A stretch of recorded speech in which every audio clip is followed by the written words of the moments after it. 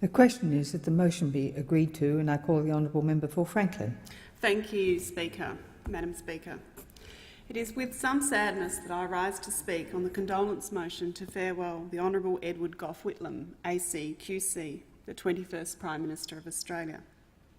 It is time for him to be with his beloved Margaret, and it is time that we have to say goodbye to a great Labor leader. But where to start when one talks about the most influential leader that this country has ever had? He was truly, as so many have said, a giant of a man. He had a great intellect, he had a great vision, but he was also kind, funny and warm, and he had a loving family.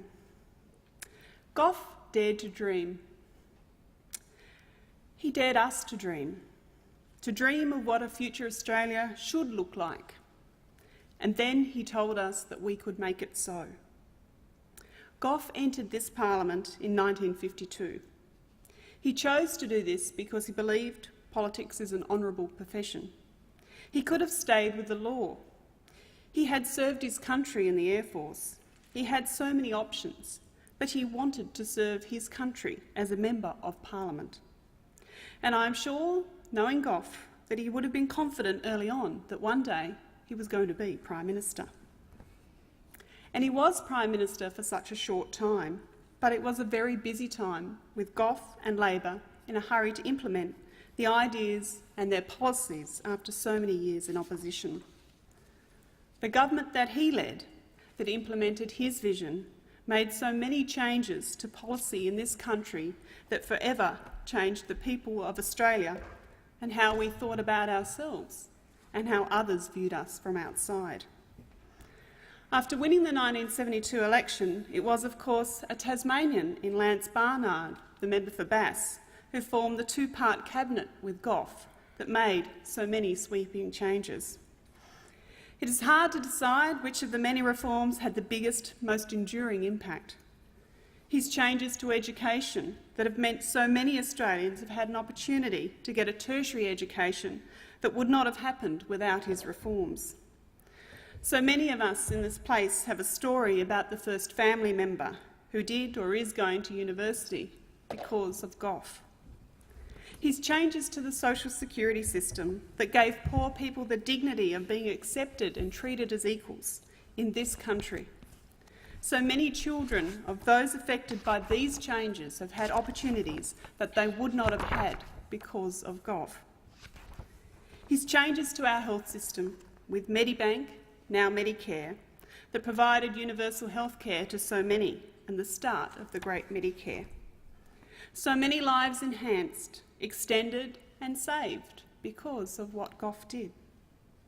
From health to education, from social security to anti-discrimination, to his wonderful land handback to Aboriginal Australians, to his passion for the arts, to his visit to China, to his commitment for equal pay and what he did for women's rights, to his start of reduction of tariffs, Gough really did modernise and change the face of this country.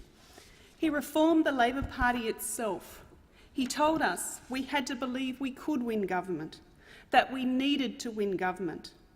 Indeed, he told the ALP conference in Victoria in 1968 that, and I quote, "Only the impotent are pure," close quote, and that we needed to change our platform and we needed to change our party. He also changed the country's voting systems.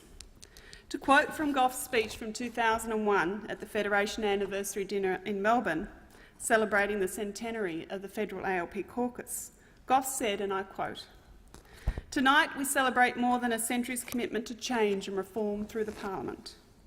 My most constant objective has been to make Australian parliaments more representative of all voters.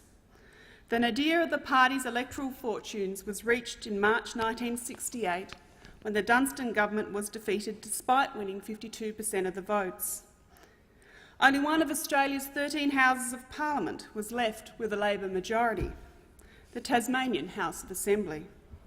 Tasmania alone had equal enrolments in all electoral divisions in the state and federal lower houses. In the winter of our discontent, Lance Barnard and I the leader and the deputy leader in the Senate, Lionel Murphy and Sam Cohen, Premier Eric Rees and the leaders of the 5 state oppositions met in Hobart. We resolved to achieve equal franchise, one vote, one value, in the House of Representatives and in all the state lower houses of Parliament. At the joint sitting of both federal houses in August 1974, the House of Representatives was made the first legislative body in Australia to be elected on the principles of one vote, one value and regular redistribution." Close quote. Gough was truly a Democrat. He believed in the Parliament, he believed in people and their ideas. I had the great privilege of meeting Gough on several occasions, particularly when he came to Tasmania, my home state. But importantly, when he and Margaret were presented with their life membership at the ALP National Conference in Sydney, the first people to receive a national ALP life membership. In closing, my sympathies go to Gough's children, his family and his friends. On behalf of my electorate of Franklin and on behalf of the people of Tasmania, I say simply, thank you, Gough.